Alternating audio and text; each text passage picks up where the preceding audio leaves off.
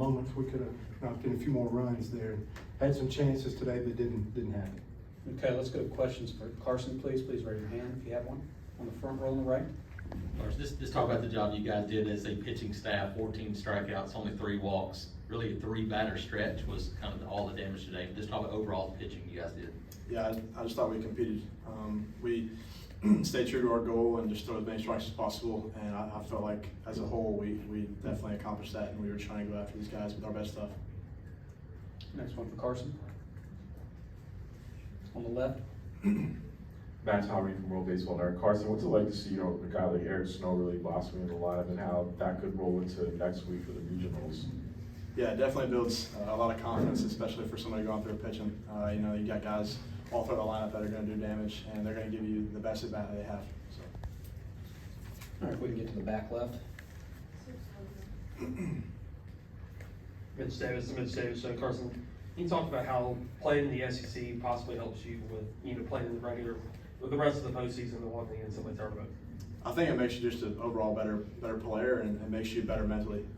You're facing the best competition in the nation, and I just think that if you have that mentality of going out and just having your best stuff every single time, it makes things a little bit easier when you're actually out there. So. Next one for Carson. Back in the front right. Carson, you guys look at now heading towards the NCAA tournament. Looks like you'd probably be hosting a regional. How satisfying? Yeah, I know you just lost a game, but that was one of the goals for you guys to try to get back there and now work to be done still. But how big of a deal is that's a possibility now?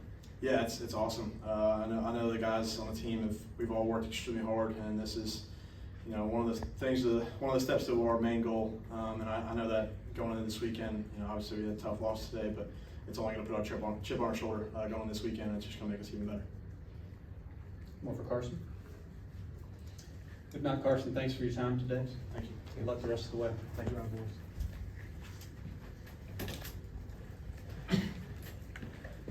All right, if there are questions for Coach, please raise your hand. In the back, on the right.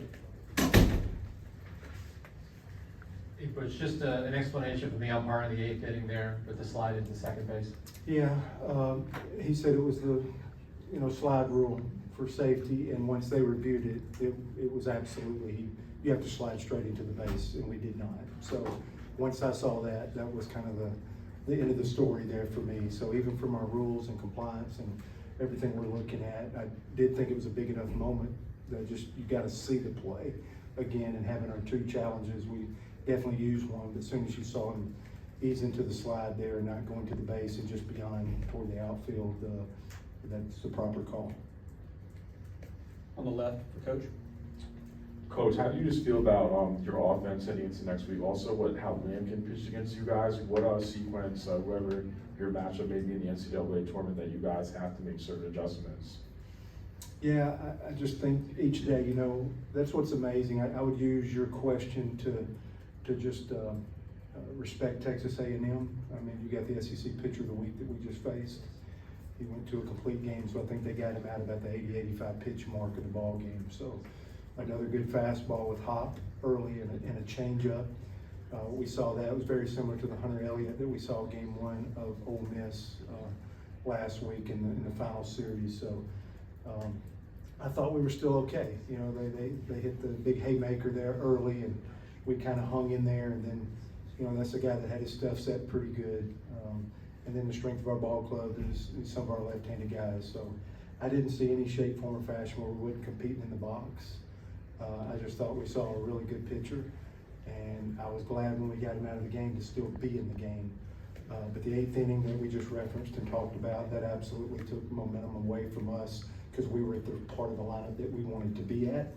And also, I think Cooper McMurray hit a ball maybe in the 6th or 7th inning. The left fielder made a great catch, and then I thought they one-upped it with the catch that Fralick hit to center field, diving into the wall, going away from home plate in center field, the deepest part of the ballpark. So some of those things didn't happen for us, but we did have other chances. So I think you just keep pushing. You run into good teams, and we run into the 14 seed that's coming off the SEC pitcher of the year and a pretty good lineup and a great ball club, and they made plays today.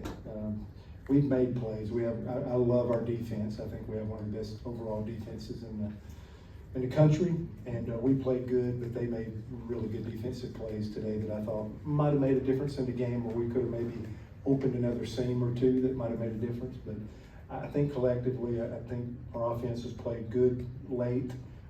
We've been competitive, and I think we're fine there. I just think A&M is a really good ball club, and I think that it just didn't happen for us today. We did not link it up, but at some point in time, you have to give credit to the other team. Stay on the left, third row. But you're playing just one game this week. How do you keep, some of your other starting pitchers who didn't get to throw this weekend, on schedule and rhythm going into a regional next week? Yeah, it's hard to duplicate, isn't it? It's hard to get back to campus at Auburn and throw Dutton out there and throw Chatterton and duplicate the opportunity you get here. Probably the biggest flag we wave right now is it's not over. And of course it's over for this tournament now. But now we move forward because it's not over with our season. But I absolutely wanted our guys to be able to be here tomorrow night on a Friday night with us being Auburn, us being the proximity. There's nothing I can go duplicate in a practice setting that would match being able to play in this venue and play this level of competition. This is the best weekend, the best tournament for college baseball that exists. So when you only get to do that one time and you don't get to do that 2 or 3 times and get to throw those other starters, I hate it. I wanted more at-bats. I wanted more pitchers to roll out there and get that experience. Some of them would be getting it for the very first time. So we stayed true to the game, elimination game, and did everything we could to try to mix and match and change guys out. The left-right was being played there to get guys in the ball game on the mound. We stretched Carson Myers as long as we could till he had the 4-pitch walk to walk a guy after 60 pitches or so. But we'll do the best we can to get back to Auburn tonight, to figure out what the next steps are and get these guys prepared for a regional at Plainsman Park. On the right side. Butch, what are your thoughts now on this team as you get ready for Monday? I guess Sunday night we find out if you're a regional host, but just kind of what this team has accomplished so far and what's ahead. Yeah, I've been tickled to death with them. I just, like I said, I want to play as many games with this team as we can because they've earned it. They've earned my respect, our coaches' respect. Hopefully most of our fans respect that we want to see them play ball and we want to see them play good. So I think that'd be 3 out of 4 years hosting. I don't know how many teams in America have done that. I'm proud of some of these guys that have been here for a couple of those. McMurray, Irish, to name a couple. So that's a huge step to be able to do that. We haven't done that in our program's history, but at the same time, you want to make hay when you get those opportunities. So I feel comfortable enough that these guys will absolutely put in a good week of work for us and be ready to go. On the right front row. Butch, on that note, I believe you guys came in with the #1 RPI today. Do you feel like you've done enough to earn maybe a top 8 national seed? Yeah, I answered that a few days ago. I do. And what coach would not that represents a program? That's my job. This is where my passion is. This is where I'm doing everything I can to try to help build and do a program. I think you're 1 and 2 and 3, and I think our program is 1, 2, and 3, and a few of these metrics that haven't missed that opportunity. So I sure hope so. I do know the last few years where the top of college baseball has absolutely been lifted for the first time. It seems like everything we've done in the past is to make the game down, but the top has been lifted for college baseball, and I think a ton of strength, a ton of resume resides in the teams playing in this tournament. So I do think the Auburn Tigers is one of those. Staying on the right next row. Could you speak to your pitchers today? A lot of punch outs and giving your team a chance to win? Yep, over and over. Myers was great. I do think I just felt like I wanted a lefty after the first couple innings that Myers got set, and that's why you saw Fisher after him. I think Graves was in the pen warming up. Unless we got even or ahead, we'd have put Hetzler in the ball game, being an elimination ball game. But we decided pretty quick to stay left-handed.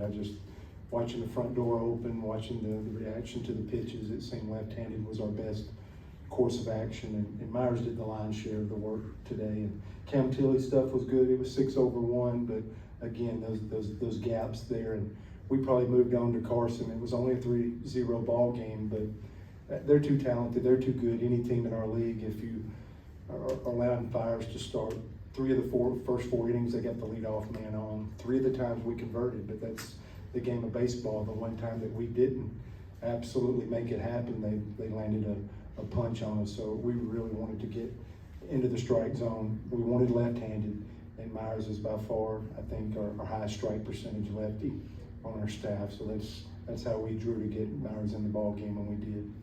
Okay, we have time for 2 more. Back right, white shirt. Pitching is something you're passionate about. I know you were in the other clubhouse today, but watching Lampkin take the hill, obviously he's on a roll right now. What is he doing so well to make his pitches so effective?